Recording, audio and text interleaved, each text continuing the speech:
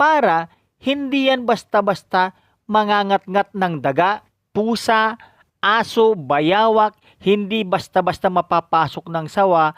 Ibig sabihin, predator-proof itong baba nito mga boss. Ang pinakamainam para sa akin na gamitin na pinakadingding ay yung chicken mess. Pag chicken mess kasi mga boss, unang-una, galvanize siya. Magtatagal talaga. Hindi kakalawangin.